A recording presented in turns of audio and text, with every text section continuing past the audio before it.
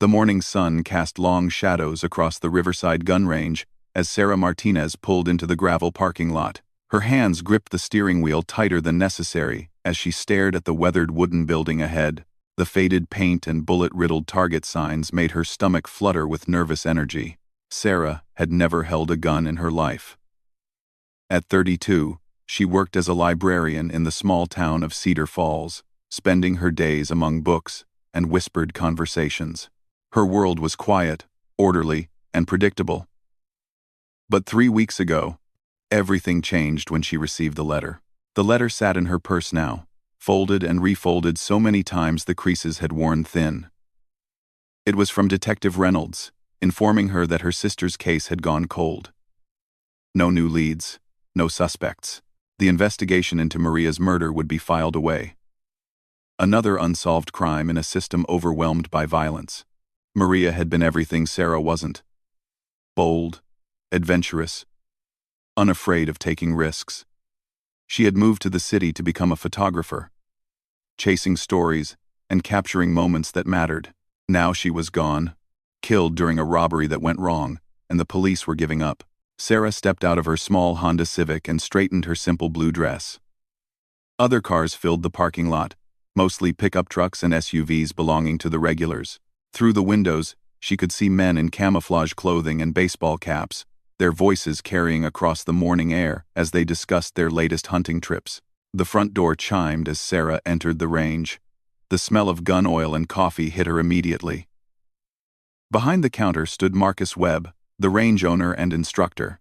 At 45, Marcus was built like a tank, with thick arms covered in military tattoos and a closely cropped beard that was beginning to show gray. His reputation in Cedar Falls was well known: former Marine, expert marksman, and someone who didn't suffer fools gladly.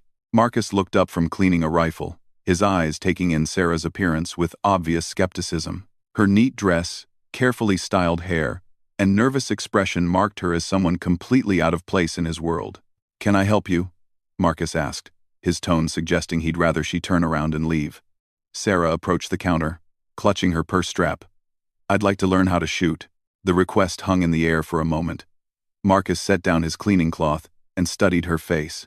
Behind him, 2 regular customers, Tommy Chen and Bill Morrison, looked up from their conversation about deer season. Tommy was a local mechanic, while Bill worked at the hardware store. Both men had been coming to the range for years. "You want to learn to shoot?" Marcus repeated, not quite making it a question. "Yes, sir. I have money for lessons and range time." Marcus exchanged a glance with Tommy and Bill. A slow smile spread across his face, but it wasn't kind. It was the sort of smile a cat might wear when cornering a mouse. "Lady, do you have any idea what you're asking? This isn't some hobby you pick up on a weekend. Shooting takes strength, coordination, and nerves. It's not exactly," he paused, looking her up and down again, "a librarian's sport." Sarah felt heat rise in her cheeks. "I'm serious about this." "Are you now?" Marcus leaned against the counter. "What's brought on this sudden interest? Boyfriend troubles? Watched too many action movies?" Tommy and Bill chuckled. Other customers began to take notice of the conversation. "That's personal," Sarah said quietly. "Personal." Marcus nodded slowly. "Well, here's what's going to happen. You're going to realize this isn't for you about 5 minutes after you pick up a real gun. The noise, the recoil, the responsibility of handling a deadly weapon. It's going to scare you, and you're going to want to go back to checking out romance novels and organizing card catalogs." The comment about romance novels stung more than Sarah expected. It was true that she'd been reading them lately. Escapist fiction where strong heroines overcame impossible odds. Maybe that's what had given her the courage to come here in the first place. "I understand it's challenging," Sarah said, her voice steadier now. "That's why I want to learn properly." Marcus straightened up, his expression becoming more serious. "Look, sweetheart, I'm trying to save you some embarrassment here. This place isn't exactly welcoming to." He gestured vaguely at her appearance. "Your type." "My type? Soft, sheltered. Someone who's never had to deal with anything harder than a late book return." The words hit Sarah like physical blows. She thought about Maria's funeral, about identifying her sister's body, about the sleepless nights spent wondering if the killer would ever face justice. Soft and sheltered didn't begin to describe what she'd endured these past months. "I'd still like to try," she said. Marcus shook his head with exaggerated patience. "Okay, let me put this in terms you'll understand. See that target down there?" He pointed toward the range where a paper silhouette hung at 25 yards. "That's closer than most people start at, and it looks like a person. You think you can point a gun at something that looks human and pull the trigger?" Sarah looked toward the range. Through the thick glass partition, she could see the black outline of a human torso marked with scoring rings. For a moment, she imagined Maria's killer standing there instead of paper. The thought didn't frighten her as much as it should have. "Yes," she said simply. "And when that gun jumps in your hands like a wild animal? When the noise makes your ears ring? When you realize you couldn't hit that target if your life depended on it? I'll keep trying until I get better." Marcus laughed outright now. "Lady, I've been doing this for 20 years. I can spot someone who won't last a day from a mile away. You've got quit written all over you." The small crowd of customers was watching openly now. Sarah felt their eyes on her, measuring her, finding her lacking. She'd felt this way before. In school when she was too quiet, too bookish. Later, when Maria would drag her to parties where she'd stand in the corner, overwhelmed by the noise and crowds. But she'd also felt this way at the morgue, when the detective had seemed surprised that a small-town librarian could handle the formal identification process without breaking down. She'd surprised herself that day with her strength. "What would it cost?" Sarah asked. "For you? More than you want to spend." Marcus picked up his cleaning cloth again, clearly dismissing her. "Find a nice yoga class. Maybe take up gardening. Leave the dangerous stuff to people who can handle it." Sarah stood there for a long moment, feeling the weight of everyone's stares. The smart thing would be to leave. To accept that Marcus was probably right. That she was out of her depth here. The old Sarah would have apologized for bothering them and quietly slipped out. Instead, she pulled $300 cash from her purse and placed it on the counter. It was money she'd been saving for a vacation she'd never take. A small rebellion against a life that had become too careful, too safe. "This should cover lessons and range time for several visits," she said. "When can we start?" The bills sat between them like a challenge. Marcus stared at the money, then at her face. For the first time since she'd walked in, he looked genuinely surprised. "You're serious about this?" "Dead serious." The choice of words seemed to hang in the air. Marcus picked up the money and counted it slowly, as if giving her time to change her mind. "Fine," he said finally, "but we do this my way. No special treatment, no hand-holding. You follow instructions exactly, or you're out. First sign of trouble, first tear, first complaint about it being too hard, and you're done. No refunds." "Understood. We start with safety training, boring classroom stuff, then basic handling. You'll probably wash out before we even get to live ammunition." Sarah nodded. Marcus shook his head again.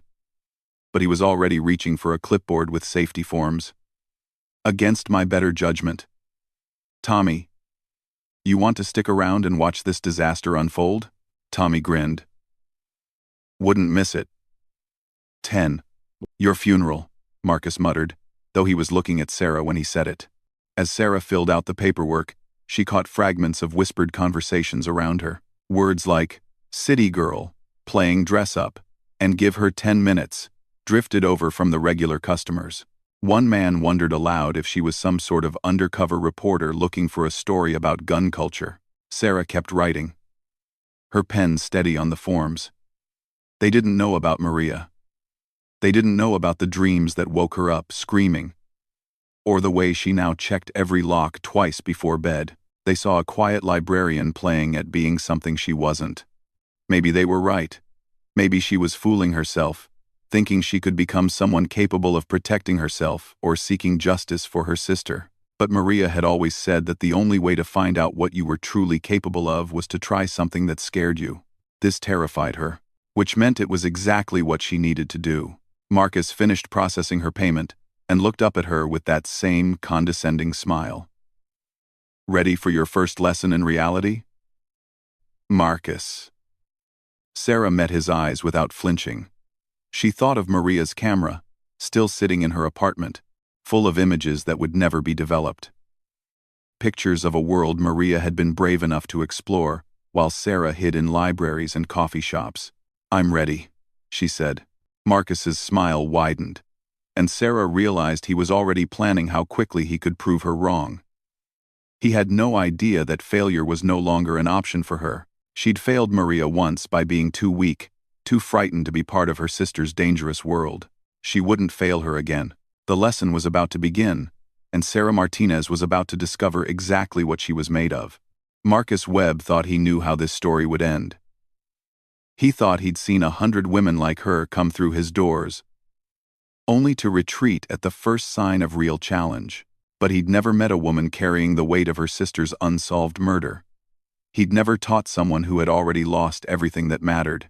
Sarah was about to show him the difference between someone playing at being tough and someone who had been forged in genuine grief and rage. The simple woman's request was about to become something much more complicated than Marcus could have imagined, and his confident smile was about to become the first casualty of his own assumptions. Marcus led Sarah into a small classroom behind the main counter, a space that smelled of coffee and gun oil. Faded posters covered the walls, showing proper shooting stances and weapon safety rules. A whiteboard at the front was covered in diagrams of different caliber bullets and their characteristics. "Sit anywhere," Marcus said, gesturing to a handful of plastic chairs arranged in rough rows. "Though I doubt you'll be here long enough to get comfortable." Sarah chose a seat in the front row, pulling out a small notebook from her purse. The action seemed to amuse Marcus even more. "Planning to take notes?" "This isn't college, sweetheart. Either you get it, or you don't." "I learn better when I write things down," Sarah replied simply. Marcus shook his head and picked up a bright orange pistol from the desk. Even from several feet away, Sarah could tell it was made of plastic. "This is where we start. Training dummy. Can't hurt anyone. Can't fire anything. Can't do much of anything except teach you the basics without killing yourself or someone else." He held the orange pistol casually, his finger nowhere near the trigger. Sarah noticed how naturally the weapon sat in his large hands, as if it belonged there. "First rule of gun safety," Marcus began, his voice taking on the practiced tone of someone who'd given this speech countless times. "Every gun is loaded until proven otherwise. Even this piece of plastic. You treat it with the same respect you'd give a live weapon." Sarah wrote, "Every gun is loaded," in her notebook. "Second rule, never point the gun at anything you don't intend to destroy. Not at the wall, not at the floor, not at me, not at yourself. Muzzle discipline keeps people alive." More notes. Marcus continued through the basic safety rules, watching Sarah's face for signs of boredom or confusion. Instead, she seemed to be absorbing every word with an intensity that surprised him. "Most people zone out during this part," he admitted. "They want to get to the exciting stuff." "This is the exciting stuff," Sarah said. "If I don't understand these basics, nothing else matters." Marcus paused. It was a more thoughtful response than he'd expected. "Why do you really want to learn this?" he asked suddenly. "And don't give me some line about self-defense classes being full or wanting a new hobby. Nobody drives out here and puts down $300 because they're bored." Sarah's pen stopped moving. She looked up at Marcus, and for a moment, he saw something in her eyes that hadn't been there before. A hardness that seemed out of place in her soft features. "Someone I loved was murdered," she said quietly. "The police have given up looking for who did it." The words hung in the small room like smoke. Marcus set down the training pistol and studied Sarah's face more carefully. "I'm sorry for your loss," he said, and his tone had lost some of its earlier mockery. "But learning to shoot isn't going to bring them back." "No," Sarah agreed. "But it might help me make sure it doesn't happen to anyone else." Marcus frowned. "What exactly are you planning to do?" "I don't know yet, but I know that feeling helpless isn't working for me anymore." It was an honest answer, and Marcus respected honesty even when he disagreed with the reasoning behind it. He'd seen this before. People coming to him after tragedy, looking for some way to feel powerful again. Usually, they discovered that real power was harder to achieve than they'd imagined. Grief makes people think they want things they don't really want, he said carefully. Learning to handle a weapon is a serious commitment. It's not therapy. I'm not looking for therapy, Sarah replied. I'm looking for skills. Marcus picked up the training pistol again.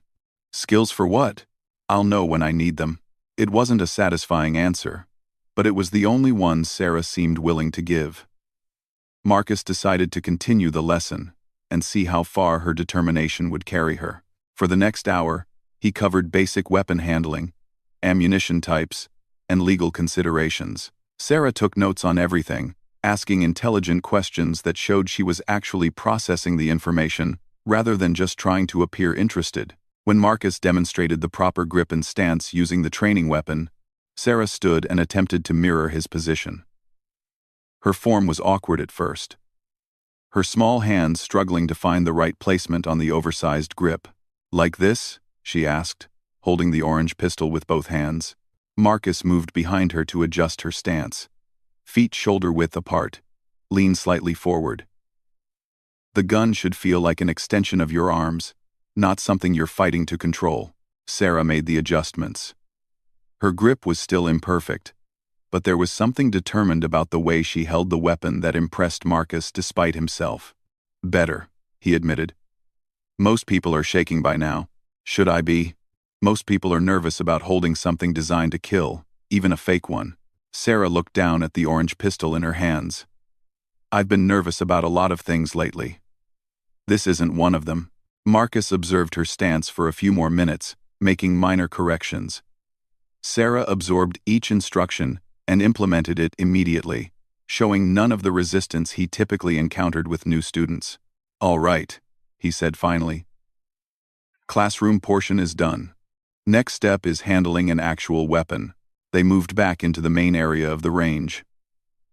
Several customers looked up as they passed, their expressions ranging from curious to openly skeptical. Tommy Chen was still there, apparently having decided to stay for the entertainment value.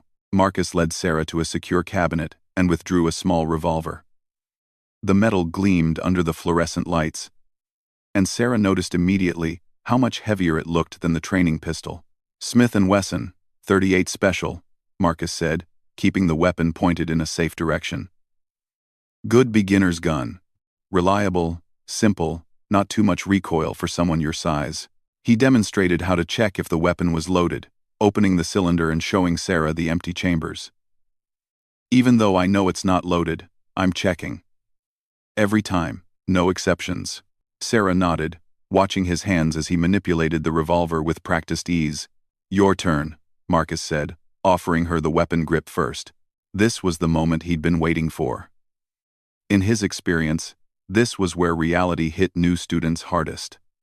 The weight of a real weapon in their hands, the knowledge that they were holding something capable of ending a life, usually triggered an immediate emotional response.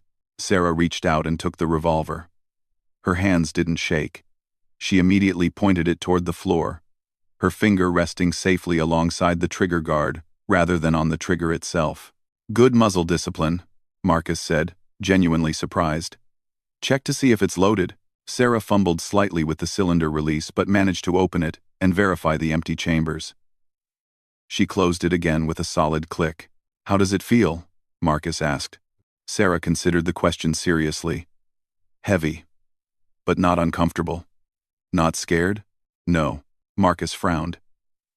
He'd been teaching firearms for over a decade, and he'd developed a sixth sense for people who would succeed versus those who would wash out. Everything about Sarah's appearance and demeanor suggested she belonged in the latter category, but her actual performance was contradicting all his assumptions. Let's see how you do with some dry fire practice, he said, leading her toward the range. The shooting lanes were separated by thick concrete walls, each one equipped with electronic target systems. Marcus selected lane 3 and activated the lighting. We're going to practice your shooting stance and trigger pull without any ammunition, he explained. Get used to the feel of the weapon and the mechanics of shooting. Sarah stepped up to the firing line and assumed the stance Marcus had taught her. She raised the revolver, sighting down the barrel toward a paper target 20 feet away. Breathe normally, Marcus instructed. When you're ready to shoot, take a breath, let half of it out, hold it, and squeeze the trigger straight back. Smooth, steady pressure. Sarah followed his instructions. The trigger broke cleanly, and the firing pin fell with a metallic click. Again, Marcus said. Sarah repeated the process, her movements becoming more fluid with each repetition. Marcus watched her form, looking for the usual problems. Jerking the trigger, closing both eyes, flinching in anticipation of recoil that wasn't coming. He saw none of those issues. That's enough dry fire, he said after 20 minutes. Time for the real test. Marcus retrieved a box of .38 special ammunition from the cabinet. The sight of the brass cartridges seemed to focus Sarah's attention even more intently. 6 rounds, Marcus said, loading the revolver himself. We'll start with just 1 shot. If you can handle that without falling apart, we'll continue. He handed her the loaded weapon. This was always the defining moment. The difference between handling an empty gun and one loaded with live ammunition was enormous, both practically and psychologically. Remember everything we've covered, Marcus said. Safety first, smooth trigger pull, follow through. Sarah stepped up to the firing line again. She raised the revolver, her stance solid and her grip firm. Marcus stood slightly behind her, ready to intervene if necessary. Whenever you're ready, he said. Sarah took a breath, let half of it out, and squeezed the trigger. The .38 barked once, the sound echoing through the range, despite their hearing protection. The weapon jumped in Sarah's hands, but she controlled the recoil better than most beginners managed. Downrange, a small hole appeared in the target. Not in the center, but on the paper nonetheless. Marcus stared at the target, then at Sarah. She was looking downrange with an expression of quiet satisfaction. Not the shock or distress he'd expected. How do you feel? He asked. Like I want to try again, Sarah replied. Marcus realized that his confident smile from earlier was completely gone. In its place was something closer to bewilderment. Sarah Martinez was not following the script he'd written for her in his head.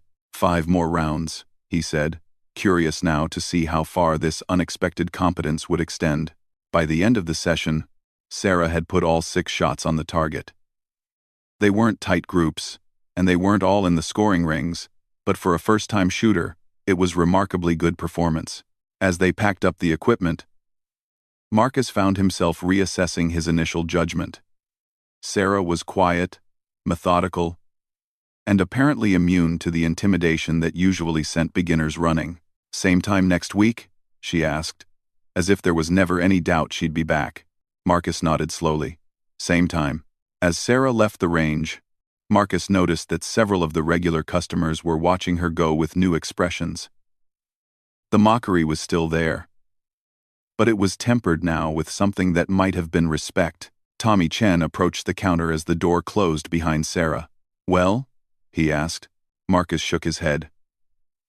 I've been wrong before, but not this wrong. You think she'll stick with it? Marcus looked toward the parking lot, where Sarah was getting into her small Honda.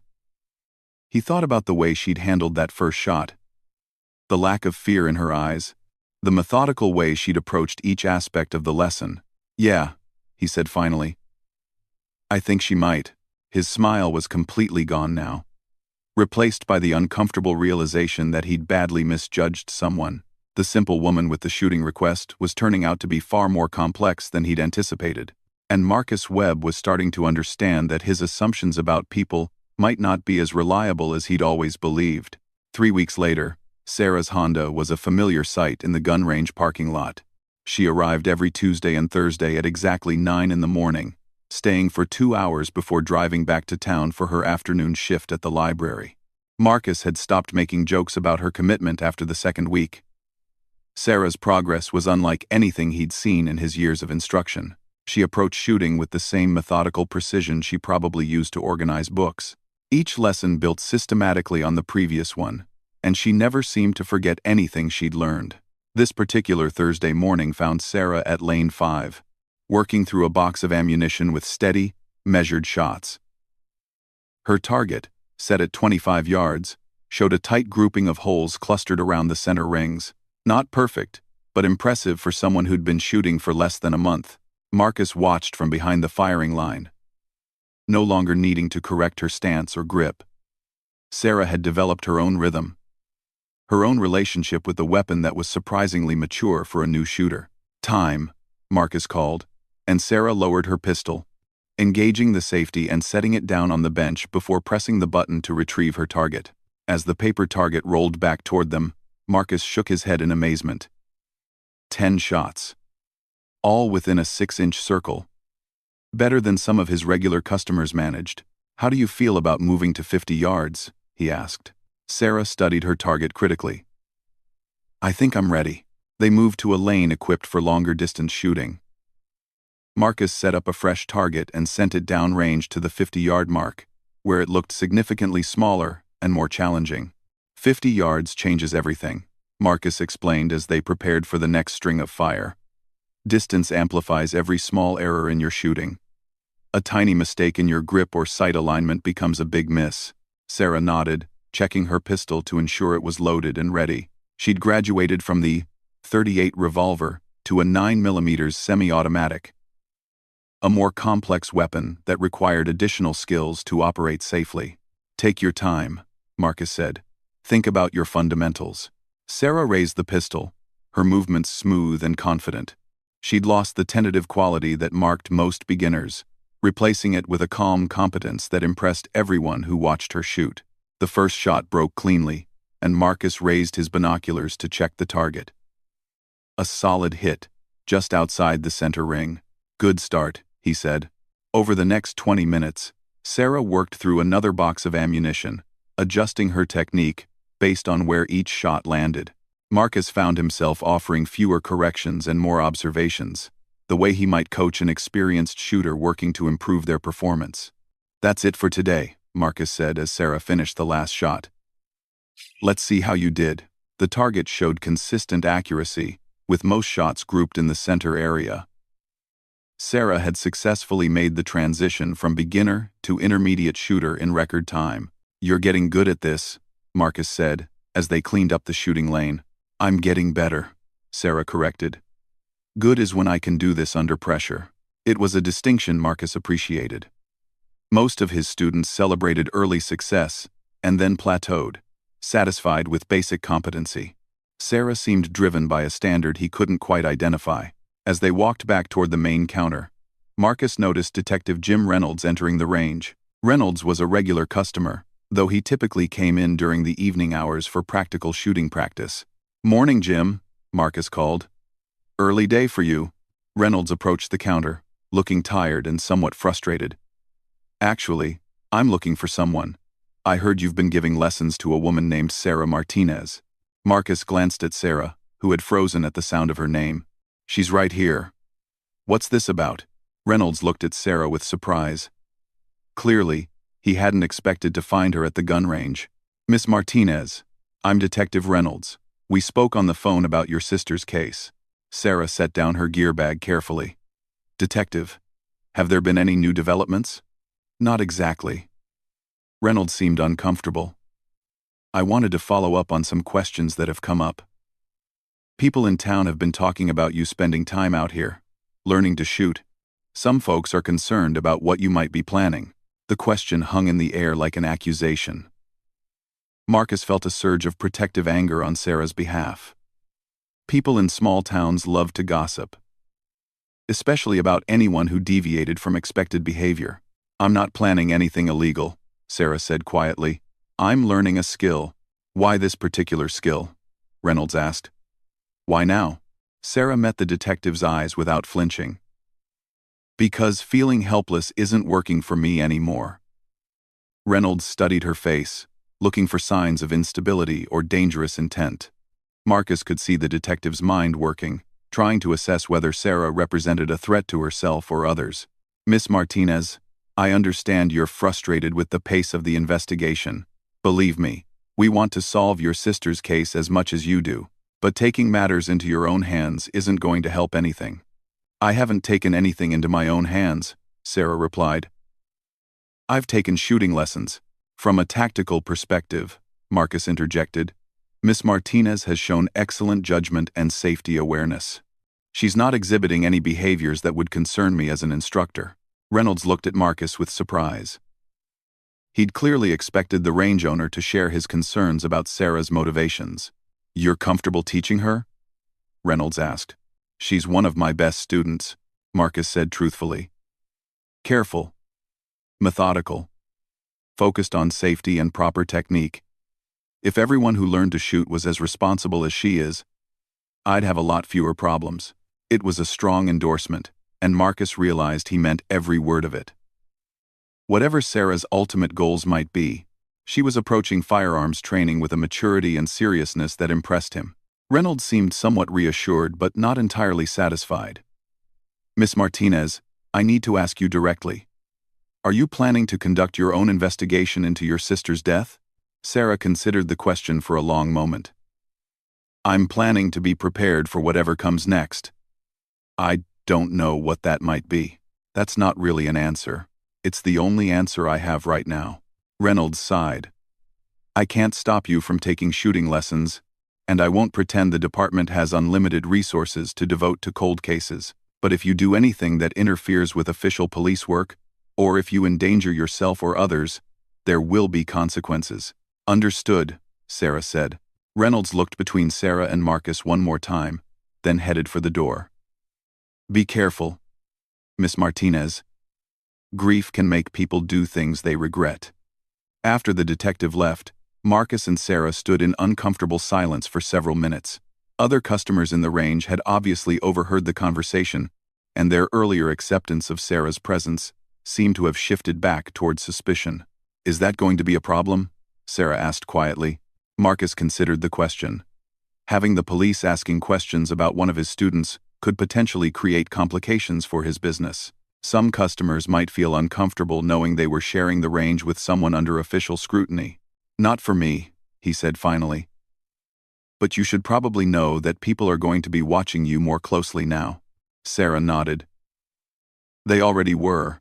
True. But this makes it official. They finished packing up Sarah's equipment in silence. As they reached the parking lot, Marcus found himself curious about something that had been bothering him for weeks. Can I ask you something personal? Sarah looked up from loading her gear bag into the Honda's trunk. Okay. What was your sister like? The question seemed to catch Sarah off guard. For the first time since he'd known her, she looked vulnerable. Maria was everything I'm not, Sarah said after a moment. Brave, adventurous, willing to take risks. She lived more in 28 years than most people do in a lifetime. Sounds like someone you loved a lot. More than anything. Sarah closed the trunk and leaned against her car. She always said I was too careful, too afraid of getting hurt. She wanted me to try new things, meet new people, stop hiding in books all the time. Marcus could see where this was heading. And now, you're trying to honor that by learning to shoot. Maybe. Or maybe I'm just tired of being the kind of person things happen to instead of the kind of person who makes things happen. It was a perspective Marcus could understand. He'd seen it before in military service. The moment when someone decided they were done being a victim of circumstances and ready to take control of their own destiny. For what it's worth, he said, I think you're braver than you give yourself credit for.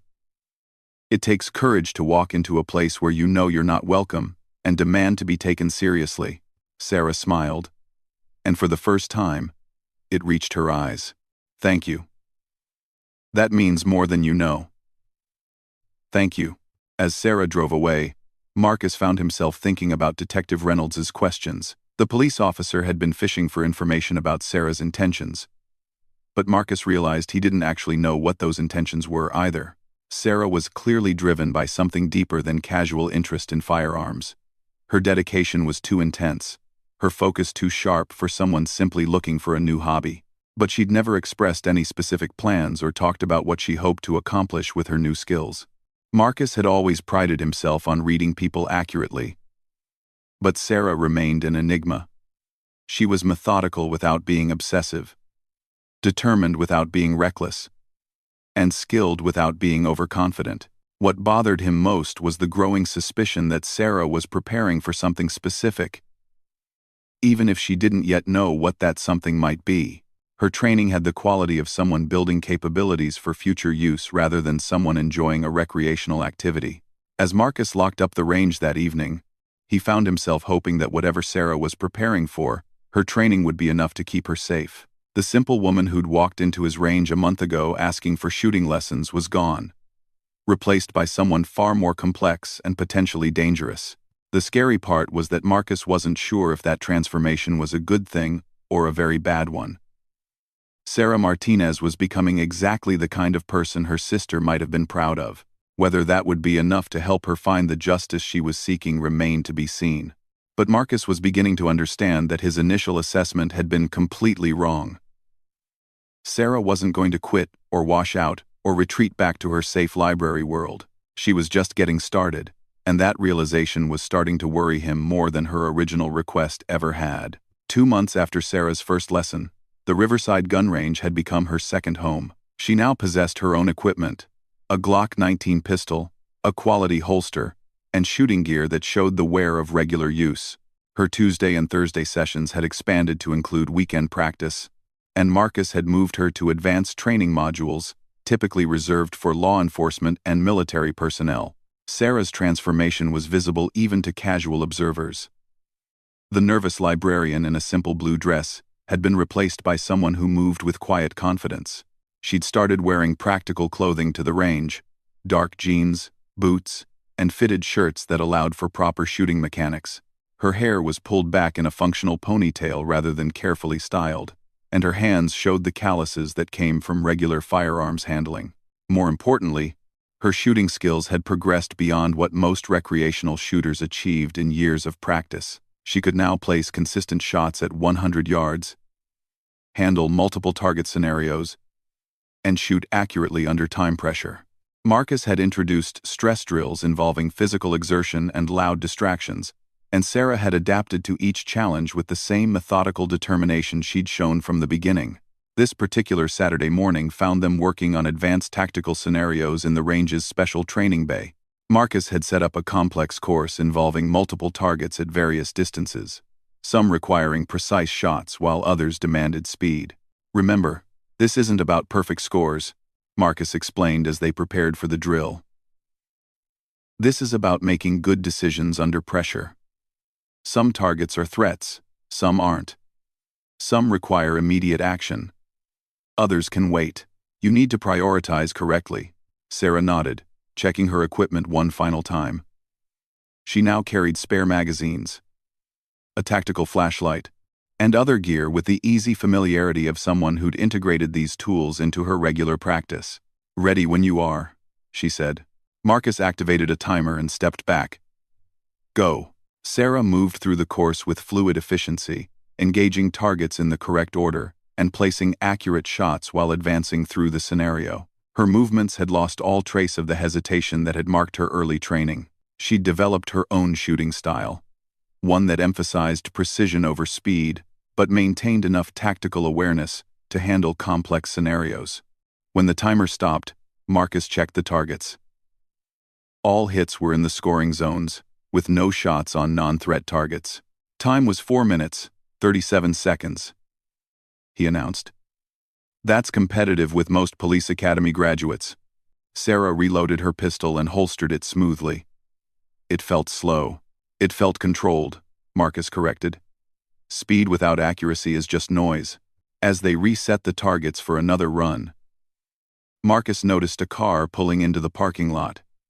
Detective Reynolds climbed out, along with another man in a suit that screamed federal law enforcement. "Looks like we have visitors," Marcus said, nodding toward the approaching officers. Sarah followed his gaze and her expression hardened slightly. Detective Reynolds. And someone else. The two men entered the range and approached the training bay. The federal agent was younger than Reynolds, with the precise bearing of someone accustomed to authority. "Miss Martinez," Reynolds said, "we need to talk." "About what?" Sarah asked, not moving from her position behind the firing line. "About Anton Kozlov," the federal agent said, introducing himself with a flash of his FBI credentials. "Agent Morrison, FBI. We understand you've been asking questions about your sister's case." Sarah's expression didn't change. But Marcus noticed her hand unconsciously check the position of her holstered pistol. I haven't been asking questions. I've been learning to shoot. We have reports of you visiting locations where your sister worked, Morrison continued. Talking to people who knew her. Following up on leads the local police couldn't pursue. Now Sarah looked genuinely surprised. I haven't done any of those things. Morrison exchanged a glance with Detective Reynolds.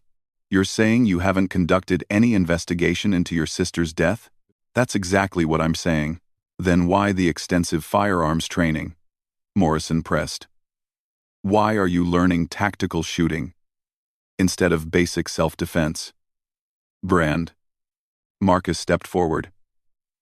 Because she's good at it, and she wanted to challenge herself. Not everything has to have a hidden motive. Morrison studied Marcus with the calculating look federal agents perfected during their training. And you're comfortable training someone whose sister was murdered by a known organized crime figure? The words hit like a physical blow. Sarah's face went white, and Marcus felt his own pulse accelerate. What did you just say? Sarah whispered. Morrison looked confused. Anton Kozlov. The man who killed your sister. He's a known associate of the Bratva. Russian organized crime. I assumed you knew. Sarah sat down heavily on a nearby bench. The police told me it was a random robbery gone wrong. Detective Reynolds looked deeply uncomfortable. That was the initial assessment. The federal investigation came later, after we identified Kozlov through fingerprint evidence. How much later? Sarah's voice was carefully controlled. 6 weeks ago, Morrison admitted. We've been building a case against his organization. Your sister's murder was part of a pattern we've been tracking across 3 states. Sarah looked up at both men with an expression Marcus had never seen before. It was pure rage, controlled and focused like a laser. 6 weeks, she repeated. You've known for 6 weeks that my sister wasn't killed by some random criminal, and no one thought to inform me. We needed to protect the integrity of the investigation, Morrison said. If Kozlov's organization knew we were closing in, they could have scattered or eliminated evidence. And now? Morrison and Reynolds exchanged another glance. Now we have a problem, Morrison said. Kozlov has disappeared. He was supposed to be under surveillance, but he slipped our net 3 days ago. We think he might be planning to flee the country. Sarah stood up slowly. Marcus could see her processing this information, fitting the pieces together in her methodical way. You think I know where he is, she said. We think he might try to contact you, Morrison replied. In cases like this, criminals sometimes fixate on family members of their victims, especially if they think those family members might be pursuing them. But I haven't been pursuing anyone. No. But you've been preparing for something, Morrison observed. All this training, all this skill development. What exactly were you getting ready for? Sarah looked at Marcus, then back at the federal agents. For the first time since he'd known her, she seemed uncertain about how to proceed. I don't know, she said finally. I just knew I couldn't stay helpless anymore. Morrison nodded as if this confirmed something he'd suspected. Miss Martinez, I need to ask you to consider helping us with this investigation. How? Kozlov is paranoid, careful. He's evaded law enforcement for years by staying ahead of official investigations. But he might take risks to deal with what he perceives as a personal threat. Sarah's expression sharpened. You want to use me as bait. I want to give you a chance to help us bring your sister's killer to justice, Morrison corrected. With proper backup and support, of course. Marcus found himself speaking before he'd fully thought through the implications. That's insane. She's not a trained law enforcement officer. No, Morrison agreed. But she's become a trained shooter. And someone with a personal stake in the outcome. I need time to think about this, Sarah said. Unfortunately, time is something we don't have much of, Morrison replied. Our intelligence suggests Kozlov is planning to leave the country within the next week. After that, he'll be beyond our reach. Sarah looked down at her hands, still steady despite the emotional bombshell she'd just received. Marcus could see her mind working, weighing options and consequences. "If I agree to help," she said slowly, "what exactly would you need me to do?" Morrison pulled out a file folder and opened it to reveal surveillance photos of a thin man with distinctive facial scars. "We need you to be visible. Let Kozlov know you're actively looking for him. Make him think you're close to finding him on your own. And when he comes for me, we'll be ready for him." Marcus shook his head. "This is crazy. You're talking about putting a civilian in direct danger from a professional killer." "She's not exactly a civilian anymore," Morrison pointed out, gesturing towards Sarah's tactical gear and the targets she'd been shooting. "And this might be our only chance to get Kozlov before he disappears permanently." Sarah studied the surveillance photos for a long moment. The man in the pictures looked ordinary, unremarkable. Nothing about his appearance suggested he was capable of the violence that had destroyed her sister's life and her own sense of safety. "Maria deserves justice," she said finally. "Yes, she does," Morrison agreed. "But this has to be your choice. No one is going to force you to participate." Sarah looked at Marcus. "What do you think?" Marcus wanted to tell her to run, to go back to her library and her quiet life, and let the professionals handle dangerous criminals. But he could see in her eyes that she'd already made up her mind. The months of training hadn't been random skill building. They'd been preparation for exactly this moment, even if Sarah herself hadn't realized it. "I think," Marcus said carefully, "that you're the only one who can decide if you're ready for this." Sarah nodded slowly. "I need guarantees. Full backup support. Real-time communication. And I want Marcus involved as an advisor." Morrison looked surprised.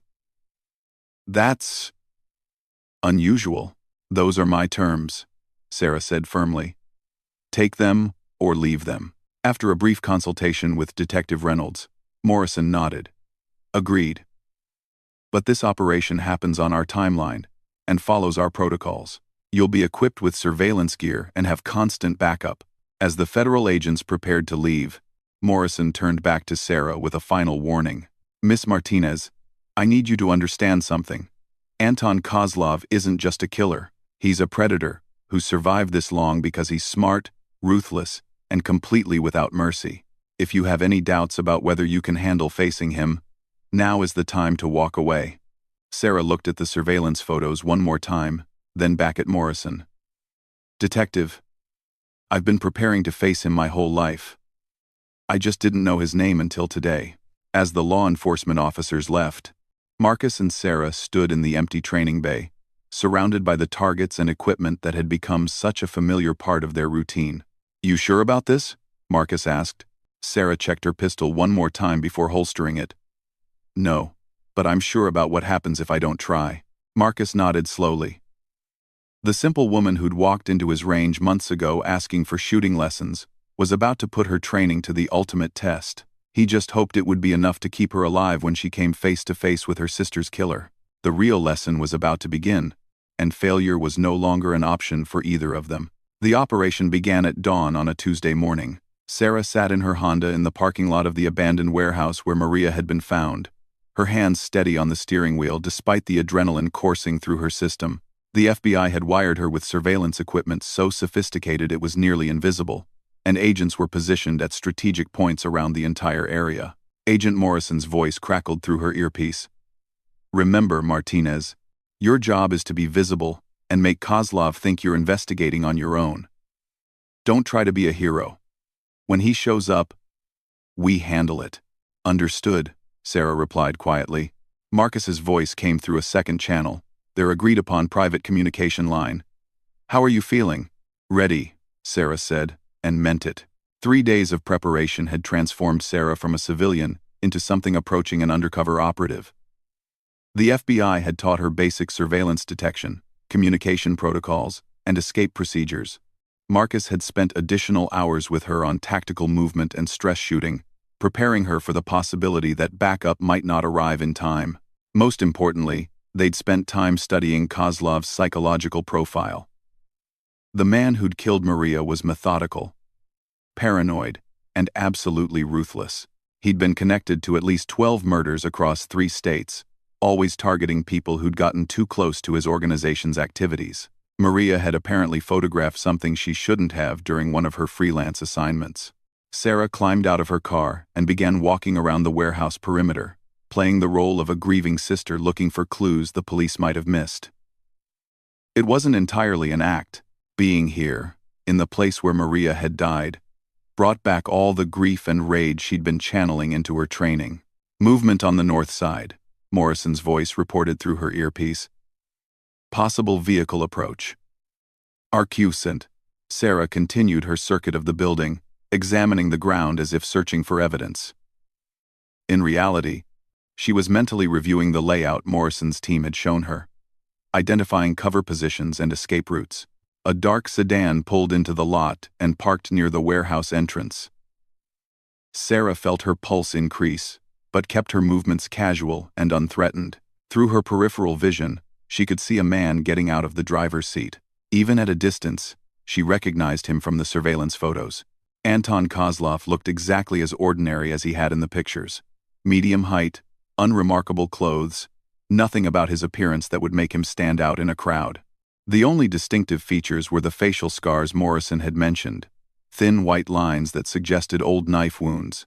Target confirmed, Morrison's voice said quietly. Maintain your current activity. Do not look directly at him. 1. Sarah continued examining the area around the warehouse, but her mind was racing. This was the man who'd killed Maria, the man who'd destroyed her family and then disappeared into the night like he'd never existed. For months, she'd imagined this moment, wondered what she'd feel when she finally faced her sister's killer. What surprised her was how calm she felt. All those hours of training had created muscle memory that operated independently of her emotional state. Her hands remained steady, her breathing controlled, her tactical awareness sharp. Kozlov began walking toward her, his movements casual but purposeful. Sarah could sense the predatory calculation in his approach, the way he positioned himself to cut off her most direct escape route to her vehicle. Sarah Martinez, he said when he was close enough to speak without shouting. His accent was slight, but noticeable, Russian inflections coloring his English. Sarah turned to face him, her hand unconsciously checking the position of the concealed pistol under her jacket. Do I know you? Kozlov smiled, and Sarah understood immediately why Morrison had warned her about underestimating him. There was nothing human in that smile, just cold evaluation of a potential threat. You have been asking questions about your sister, he said. This concerns me. I don't know what you're talking about. Please, Kozlov said, still smiling. We are both adults. You have been learning to shoot, preparing yourself for something. I simply want to know what that something might be. Morrison's voice crackled through her earpiece. Keep him talking. We're moving into position. My sister was murdered, Sarah said. I wanted to be able to protect myself. Wise precaution, Kozlov agreed, though perhaps unnecessary. Your sister's death was, how do you say, unfortunate accident. She was in wrong place at wrong time. The casual dismissal of Maria's life sent a surge of rage through Sarah's system. She fought to keep it from showing in her expression. The police said it was a robbery. Police say many things. Not always true, but sometimes convenient. Kozlov took a step closer. I am curious about something. Miss Martinez, what exactly do you hope to accomplish with your new skills? Sarah met his eyes directly. I hope to never feel helpless again. Kozlov nodded approvingly. Good answer. Honest. I respect honesty. Then here's some more honesty, Sarah said. I know who you are, Anton Kozlov. I know you killed my sister. And I know you're not walking away from here today. The words hung in the air between them like a challenge. Kozlov's expression shifted subtly, the predatory calculation becoming more focused. Interesting, he said. And what makes you think you can stop me? Instead of answering, Sarah took a step back, creating distance between them while keeping her hands visible and ready. The movement was tactical, purposeful, and Kozlov recognized it immediately as trained behavior. You have learned more than just shooting, he observed. I've learned enough. Morrison's voice came through her earpiece again, more urgent now. Martinez, we're having trouble with our approach. There are additional vehicles in the area that weren't part of our surveillance. Kozlov may have brought backup. Sarah processed this information without letting it show in her expression. If the FBI was compromised, she might be on her own, longer than anyone had planned. "Tell me," Kozlov said, pulling a pistol from under his jacket with smooth, practiced ease. "What did your sister see that got her killed?" The question caught Sarah off guard. "What? Your sister?" "The photographer. She took pictures of something she should not have seen." "What was it?" Sarah's mind raced. The FBI had told her Maria was killed because she'd witnessed something related to Kozlov's organization, but they'd never specified what. "I don't know," she said honestly. Kozlov studied her face, apparently satisfied that she was telling the truth. "Then, you died for nothing. Just like she did." He raised the pistol, and Sarah's training took over completely. She dove to the left, drawing her own weapon as she moved, muscle memory guiding her actions faster than conscious thought could process. Kozlov's first shot went wide as Sarah rolled behind a concrete barrier. The sound of gunfire echoed through the warehouse area, and she heard Morrison shouting orders through her earpiece. "Shots fired. All units move in." "Martinez, report your status." "Still breathing," Sarah replied tersely, checking her weapon and assessing her position. Kozlov had taken cover behind his sedan, using the vehicle's engine block as protection. Sarah could see him through the car's windows, but couldn't get a clear shot without exposing herself. "You are better trained than I expected," Kozlov called out. "But training is not the same as killing. Have you ever actually shot a person, Miss Martinez?" Sarah didn't reply. She was thinking through the tactical situation, considering her options. The concrete barrier provided good cover from Kozlov's position, but it also limited her mobility. If he decided to flank her, she'd be trapped. "Your sister begged," Kozlov continued, apparently trying to provoke her into making a mistake. At the end, when she realized what was happening, she begged for her life. "Offered me money, information, anything I wanted." Sarah felt the rage building again, but her training helped her channel it into focus rather than recklessness. Kozlov was trying to get her to do something stupid, to give up her tactical advantage for the satisfaction of immediate action. Instead, she took a deep breath and began moving carefully along the barrier, looking for a position that would give her a better angle without exposing her to return fire. "FBI, drop your weapon." Morrison's voice carried across the lot as federal agents finally moved into position. Sarah could see them approaching from multiple directions, using vehicles and structures for cover. Kozlov swore in Russian and fired several shots toward the approaching agents. Sarah used the distraction to advance to a better position, one that gave her a clear line of sight to Kozlov's location. "Give up," Morrison shouted. "You're surrounded." "Not today," Kozlov replied, and Sarah saw him pull something from his jacket. "A grenade." "Grenade!" she shouted into her microphone, then made a decision that surprised everyone, including herself. Instead of taking cover, Sarah broke from behind the barrier and ran directly toward Kozlov's position. Her pistol was up and ready, her movements fluid and controlled, despite the desperate nature of the tactical situation. Kozlov turned toward her, clearly surprised by the aggressive action. He was holding the grenade in one hand and his pistol in the other, trying to manage both weapons simultaneously. Sarah's first shot took him in the shoulder, spinning him around and causing him to drop the grenade. Her second shot, fired while moving at a dead run, hit him center mass and dropped him to the ground. She was on top of him before he could recover, kicking his pistol away and securing the scene with a efficiency that impressed even the federal agents converging on their position. "Clear," Sarah shouted, her weapon trained on Kozlov, who was clutching his chest and struggling to breathe. Morrison reached them first, quickly assessing the situation. "Is he alive?" "For now," Sarah replied, checking Kozlov's wounds. "He needs medical attention." As paramedics worked to stabilize Kozlov, Morrison approached Sarah with an expression of mixed admiration and concern. "That was either the bravest or most foolish thing I've ever seen a civilian do," he said. "It was tactical," Sarah replied simply. "He had a grenade and multiple escape routes. Closing distance was the only way to neutralize both threats." Morrison nodded slowly. "Where did you learn to think like that?" Quote, Sarah looked at Marcus, who had appeared with the backup tactical team. I had a good teacher. As they loaded Kozlov into an ambulance, Detective Reynolds approached Sarah with a satisfied expression. It's over, he said. Kozlov is going to survive, and he's going to face trial for Maria's murder and a lot of other crimes. Sarah holstered her pistol and looked around the warehouse lot where everything had started and ended. Is it really over? For you? Yes, Morrison said. Kozlov's organization is finished. There's no one left to threaten you or seek revenge. Sarah nodded. But she realized the question hadn't really been about external threats. She'd spent months transforming herself from a victim into someone capable of seeking justice. Now that the transformation was complete, she wasn't entirely sure who she was supposed to be next.